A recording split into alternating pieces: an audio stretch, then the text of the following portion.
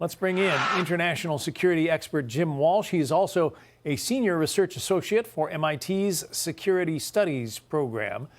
Jim, we saw that airspace was closed over Venezuela and northern South America, as well as the Caribbean, when the forces went in to snatch Nicolas Maduro.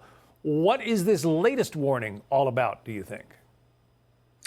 Well, I would say it's early days, John. And unlike what you just described happened in Venezuela, this is a warning. It's a caution. It's in force for 2 months, but it doesn't actually restrict airspace like we did in Venezuela. And it's more that pilots should be watchful. You know, there's another level here that you would go up if you were really serious about engaging in military action. I will say this. I think it's unlikely, both based on what are the areas that they issued the restrictions for or the warning for.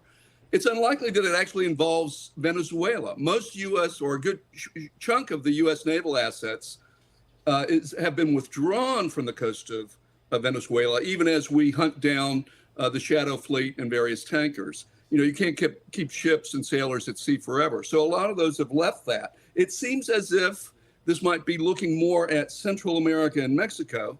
And the president did make comments recently suggesting that he might shift attacks against suspected drug smugglers from sea to land, and that would be the land route. But we're still some distance from that. Well, he told our Sean Hannity that there could be strikes against the cartels in Mexico. Might this be sort of a prelude to that? I mean, it could be. And the president often will give hints of things that are coming down the pike.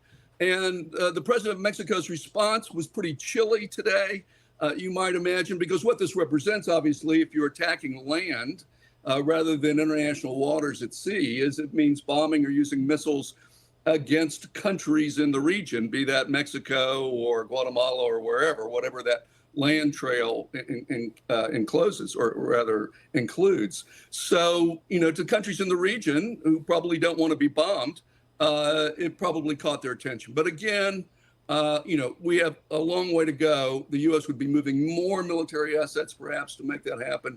There would be other signs that this was in the works. But yeah, it's a possibility.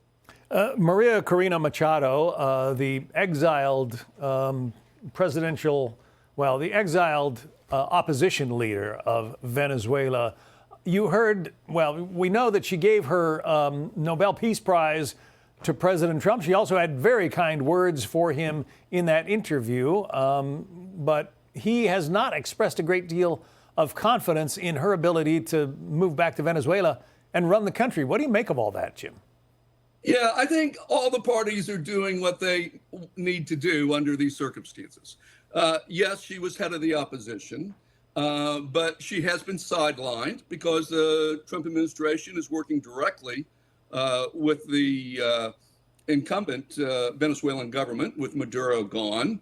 And, you know, one reason to do that is you don't want the country to fall apart. So I get why she's doing what she's doing. She's trying to stay on Trump's good side. She wants to be head of Venezuela at some point. So she wants to be in his good graces, and this is certainly one way to do that. I understand where he's coming from. He doesn't want the country to fall apart on his watch. So this is more of a transactional relationship between the U.S. and Venezuela right now.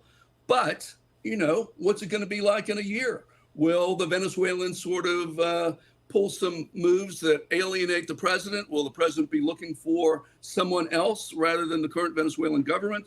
You know, a lot of things could happen. So from her perspective, it makes sense to prepare for a possible future where she could play an important role. And that's what she's doing right now in television interviews and in her meeting with the president. The president has other interests, and he'll be pursuing those, but that could all change, you know, in a moment's notice. Yeah, it has been suggested that the vice president of Venezuela, who is still in power there and basically running things, may have had some role in the drug smuggling operations there. Listen to this, Jim. She has been part of all these criminal structure that has put in place not only to destroy Venezuela, but to harm the rest of the hemisphere, including the United States. She has been the one in charge of the financial structure to bypass U.S. sanctions. She's a main liaison with Russia, with Iran, and other criminal groups. If that's all true, Jim, why is she still in office? I mean, why did President Trump allow her to assume the presidency there?